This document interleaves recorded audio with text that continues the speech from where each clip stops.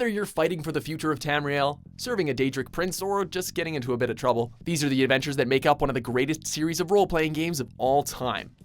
But if they've captured you... Oh gods, where are they taking us? Welcome to WatchMojo.com, and today we'll be counting down our picks for the top 10 Elder Scrolls quests.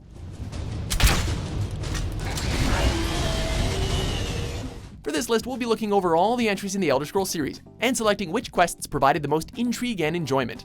These can be from any game and any faction, and we might be spoiling these quests in their entirety, so consider yourself warned. With that said, grab your sword, take a swig of skooma, and let's begin. All we have to do now is find a way out of here. Number 10, Sanguine. The Elder Scrolls 4, Oblivion. Another mortal, come to beg Sanguine to add a bit of spice. The Daedric quests are always some of the most entertaining, since they'll more than likely have you doing something no civilized adventurer would do. Well, say hello to the most taboo of them all, Sanguine, the Prince of Debauchery. Oh, and the party is by invitation only. You'll have to find a way in. After appeasing his altar with some brandy, Sanguine will command you to go and liven up a very dull party full of very snobbish nobles. After getting past the guard, the player has to cast the spell Stark Reality, which will cause the guests to start going crazy and shed all their clothes. Well, that's one way to get a party going. He's an aggressive... Hey, who else thought this was going in the direction where we kill everyone? Use this spell on the Countess and her guests. I think it will make the party much more interesting. Number 9, Dagoff The Elder Scrolls Arena.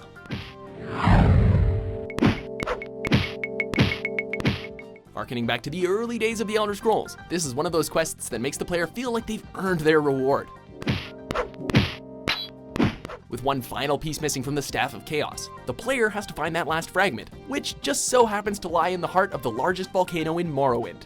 Yes, that volcano in that Morrowind.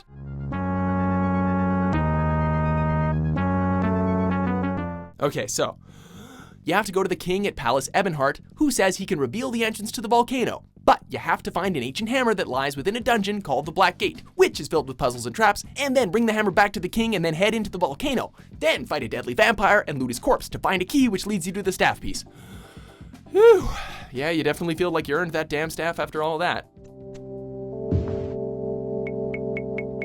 Number 8, The Mind of Madness. The Elder Scrolls 5, Skyrim. Never should have come here. When a deranged beggar approaches you and asks you to help him find his master, it seems like a simple quest. Well, the game completely pulls the rug out from under you as it soon transports you into the mind of a long-deceased, insane, homicidal emperor. If not, then call me Sheogorath, Daedric, Prince of Madness. This emperor also just so happens to be having a tea party in his mind with the Daedric Prince of Madness himself, Sheogorath, who some players will remember from the Shivering Isles expansion to Oblivion. Now that's the real question, isn't it? Because honestly, how much time off could a demented Daedra really need? In order to escape, you have to treat the mental scars that haunt the Emperor, all while you're serenaded by the Mad God's hilarious narration. Pelagius's mother was, well, let us say, unique. Although I suppose, in the grand scheme of things, she was fairly average for a septim. Number 7, Journey to Aetherius. Elder Scrolls 2, Daggerfall. Now this is how you make a finale.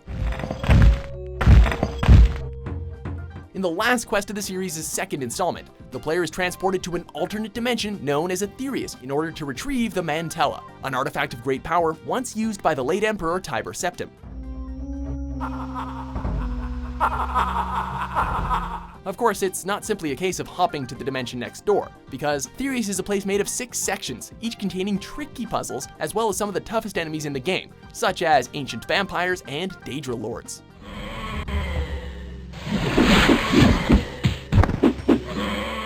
You might want to stock up before taking on this one. It is the end, of course. Number 6, The House of Horrors. Elder Scrolls 5, Skyrim. No more. I yield. I yield. We all knew that Skyrim excelled in epic fantasy, but who knew it offered some genuine frights? Enter the House of Horrors. Had her priest desecrate the altar until you came. Recruited by a wandering exorcist of sorts, you venture into the seemingly abandoned house to check for any sort of Daedric activity. What you find is a scene right out of the Poltergeist, as the house seems to come alive. A terrifying voice fills your mind, and things turn pretty nasty.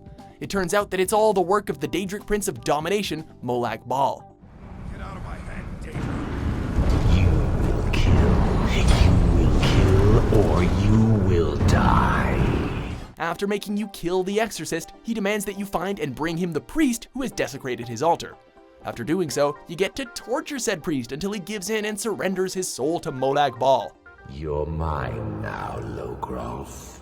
This all sounds pretty gruesome, but you get the mace of Molag Bal afterwards, and that is totally sweet, bro. Don't go setting the place on fire. Number 5, Disrupt the Skull Hunt. Elder Scrolls 3, Blood Moon. Your head will be my new trophy.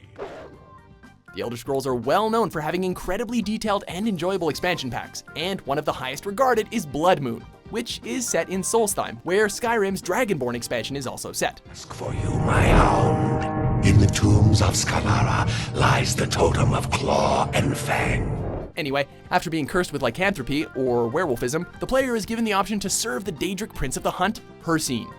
If you're feeling a little rebellious and you're not a huge fan of the Skull people, then this might be the quest for you. Just as they prepare for their annual tradition of hunting the creature known as the Spirit Bear, you get to tear them all apart as a werewolf and then hunt the beast for yourself. Nothing like cutting loose. Number 4, A Night to Remember, The Elder Scrolls V, Skyrim. I thought you might not remember your first trip here. You had a big night. Admit it, everyone had those drunken nights you aren't exactly proud of. Though, chances are you've never had one quite like this. After getting wasted with a friendly stranger, you wake up with no recollection of what happened the night before and have to retrace your steps, hangover style. And like that movie, it turns out you had quite a wild time. That's right. It's time to wake up, you drunken blasphemer. You trashed a temple, stole a goat, and got married to a literal hag. Eventually, you track down the stranger, who turns out to be, surprise, surprise, Sanguine again. I really just needed something to encourage you to go out into the world and spread merriment. And you did just that. Sharing a drink with a literal devil has never been so entertaining, but it definitely has consequences. Number 3, Corpus Cure, The Elder Scrolls 3, Morrowind. No one likes getting sick, although in Morrowind, you don't just get a cold, you get corpus, which is like a million times worse. It's a disease that apparently causes cancerous growths, violent insanity, and makes a lot of people flee from your very presence. Basically, it turns you into a zombie.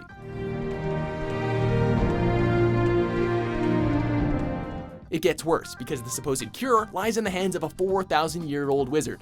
Of course, he's not just going to give it to you for free neither, and what he wants you to get for him lies at the bottom of a charming little dungeon who's been filled with everyone who's lost themselves to Corpus. This quest is already notable for making you use flying spells to navigate the wizard's tower, because wizards don't need stairs, duh. But it earns its place as a true classic because it's the only time in the Elder Scrolls series that you ever get to talk to a living dwarf, and one who's really let himself go at that. Number 2, A Daedra's Best Friend, The Elder Scrolls V, Skyrim. He's kicked me out until I find someone who can settle our disagreement. That's where you come in. Dragons, undead, vampires, great spiders, there's no end to the craziness that Skyrim throws in your way. Yet somehow the craziest thing is still the fact that there's a talking dog in the game named Barbas. You encounter him on your travels, and he asks you to help repair his relations with his master. We got into an argument and it got rather heated. It turns out that his master is Clavicus Vile, the Daedric Prince of Wishes. He agrees to take his furry friend back if you bring him an enchanted axe. And while that may provide a bit of a challenge, the real reason this quest is remembered so fondly is the choice at the end. You see, he lets you keep the weapon if you kill Barbas with it. You're no fun at all. Guess I'll have to make my own fun elsewhere. We're pretty sure a lot of players stressed over this decision, but hell, I just wanted the axe.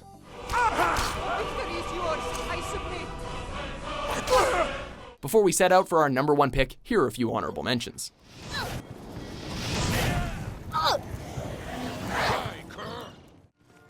You can't win this!